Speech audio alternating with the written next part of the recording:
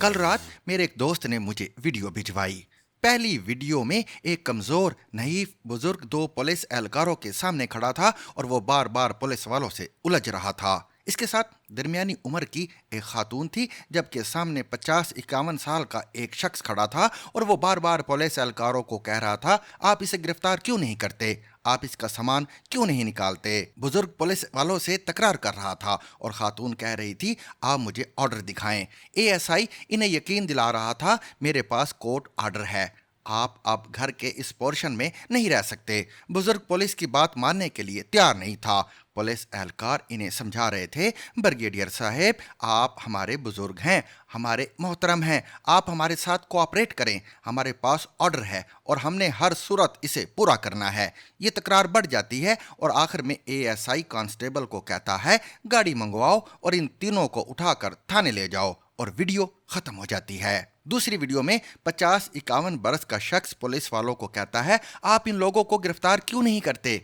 Police एहलकार जवाब देता है, ये बुजुर्ग भी हैं और बीमार भी, हम इन्हें कैसे गिरफ्तार कर सकते हैं, आप अपना सामान ले आए। और वो शख्स सीढ़ियां उतर कर नीचे चला जाता है। ये बूढ़ा और बीमार शख्स ब्रिगेडियर इम्तियाज अहमद उर्फ ब्रिगेडियर बिल्ला था। एक जमाना था पूरे मुल्क में ब्रिगेडियर इम्तियाज का तूती बोलता था। ये हुकूमतें भी तब्दील किया करता था और जिसको दिल चाहता था उसे उठाकर नंगा कर देता था।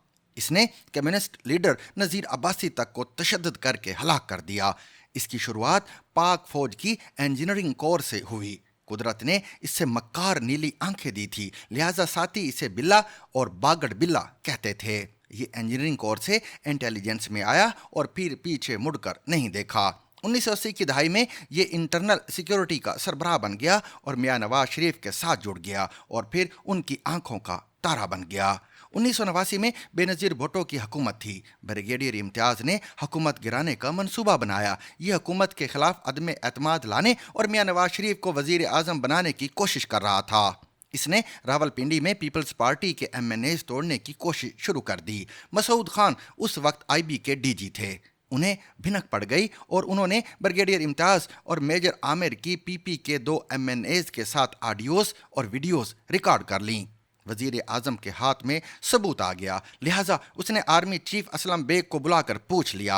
असलम बेग और उस वक्त के डीजीआईएसआई जनरल शमशुर रहमान कल्लू अल मारूफ जनरल कल्लू मुकर गए और मलबा जनरल इम्तियाज पर आ गिरा।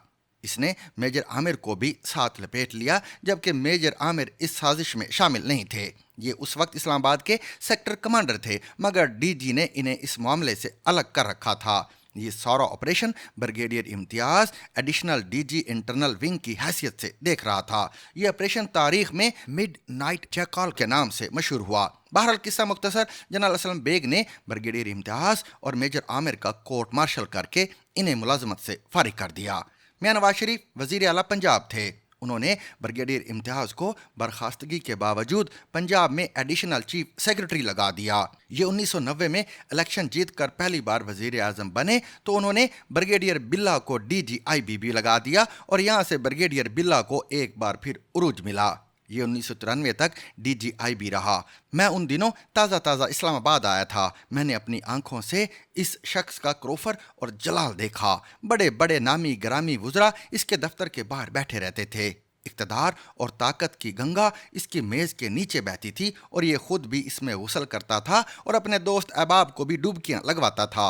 बहरहाल किस्सा मजीद मुख्तसर, 1994 में बेनज़ीर भुट्टो दोबारा आ गईं और ब्रिगेडियर एक बार फिर फंस गया। 2001 में जनरल मुशर्रफ ने नैब बनाया।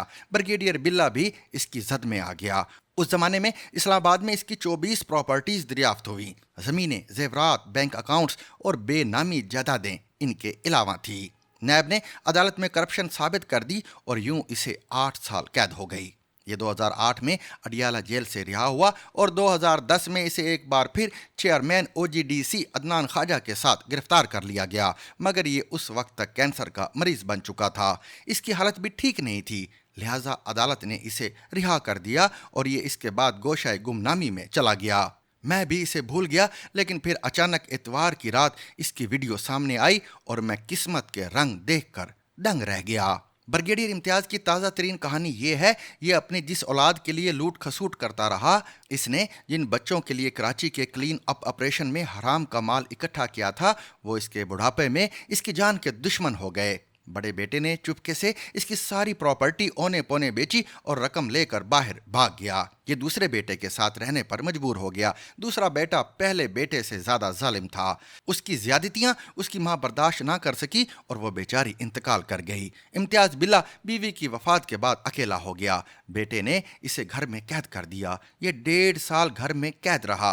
बेटी को पता चला तो अपने बेटे के साथ बाहर से वापस आई और वालिद को भाई की कैद से निजात दिलाई। ये घर इम्तियाज बिल्ला का था, लेकिन इसने इसे बेटे के नाम कर दिया था और ये इसकी सबसे बड़ी गलती थी। चुनाचे मामला अदालत और पुलिस तक पहुंच गया, यहाँ तक कि बेटा बाप के खिलाफ अदालत का हुक्म ले आया। पुलिस आई और उसने ब्रिगेडियर इम्तियाज और उसकी बेटी को घर खाली करने का हुक्म दे दिया। ब्रिगेडियर इम्तियाज पुलिस के साथ तकरार कर रहा था, जबकि बेटा सामने खड़ा होकर पुलिस को इसे गिरफ्तार करने और घर से निकालने का हुक्म दे रहा था और घर के मुलाजिम हैरत से ये तमाशा देख रहे थे। बेटी पुलिस को अदालत का दूसरा ऑर्डर दिखा रही थी, जिसके मुताबिक ब्रिगेडियर इम्तियाज को घर से नहीं निकाला जा सकता था, लेकिन पुलिस ये ऑर्डर तस्लीम नहीं कर रही थी। मैंने ये मनाजर देखे और कानों को हाथ लगाकर अल्लाह से माफी मांगता रहा। ब्रिगेडियर इम्तियाज अपने दौर का फिरौन था। ये अपने ज़माने में हर शरीफ शख्स को दफ्तर बुलाकर जलील करता था। इसने न जाने कितने घर उजाड़ दिए, कितने लोगों के घरों और जायदादों पर कब्जा कर लिया। इसके दौर में कराची में ऑपरेशन क्लीन अप शुरू हुआ था। इस ऑपरेशन की आड़ में भी लातादाद लोगों को गायब और टार्चर किया गया। इनमें दर्जनों बेगुनाह और मासूम लोग थे। इनका वाहिद जुर्म मुहाजर होना था। उस जमाने में हर मुहाजर को अल्ताफ हुसैन का साथी समझा जाता था। कराची के ऑपरेशन के दौरान ठीक ठाक करप्शन हुई। ब्रिगेडियर इम्तियाज और इसके साथियों ने दोनों हाथों से जी भर कर लूटा, लेकिन फिर इस सारी मारा मारी का क्या नतीजा निकला? ये खुद 8 साल जेल में पड़ा रहा और इसके माल पर इसके वो बच्चे पलते रहे जिन्होंने जेल के बाद वालिद को ऑन करने से इनकार कर दिया, जिन्होंने इसे 1.5 साल घर में कैद रखा और आखिर में इसकी वाहिद छत भी इससे छीनने की कोशिश शुरू कर दी। ये जिस बेटे के लिए हर जायज़ और नाजायज़ तरीके से दौलत जमा करता रहा, वो आखिर में इसे धक्के देकर घर से निकालने के लिए पुलिस ले आया और पुलिस उस शख्स के साथ इसके घर में खड़े होकर बदतमीजी करने लगी, जिसके एक इशारे पर आईजी तब्दील हो जाया करते थे। आखिर फिर इस सारे खेल का क्या फ़ायदा हुआ? इस सारी मारा मारी का क्या नतीजा निकला? जेल, जलालत, बीमारी और औलाद के हाथों जिल्लत। किसी दानिश्वर ने क्या खूब कहा था, आप जो बोते हैं आपको वो आखिर में काटना भी पड़ता है। मैं इसे थोड़ा सा तब्दील करके कहता हूँ, हम इंसान जो बोते हैं हमें इसका 1000 गुना काटना पड़ता है, क्योंकि हर एक बीज 10-10 सिट्टे पैदा करता है और हर सिट्टे से सैकड़ों बीज निकलते हैं। हम अगर एक बीज बोकर एक बीज काट लें तो शायद तकलीफ ना हो, मगर बुराई और इबरत के हर बीज से सैकड़ों सिट्टे और हजारों लाखों बीज पैदा होते हैं और ये बीज और ये सिट्टे इंसान को सुकून से मरने भी नहीं देते।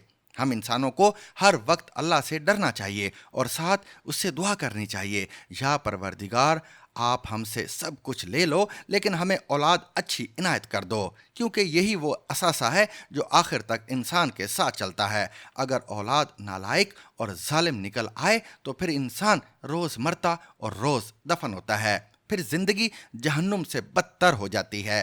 अल्लाह ताला ब्रिगेडियर इम्तियाज का सफ़र भी आसान बनाए। इंसान के लिए बेटे को पुलिस के साथ खड़ा देखना आसान काम नहीं होता और इंसान को ये मंजर भी उस वक्त देखना पड़े जब बेटा बाप को घर से बाहर फेंकने के लिए पुलिस लेकर आया हो। अल्लाह सबको माफ़ करे, सबको अपनी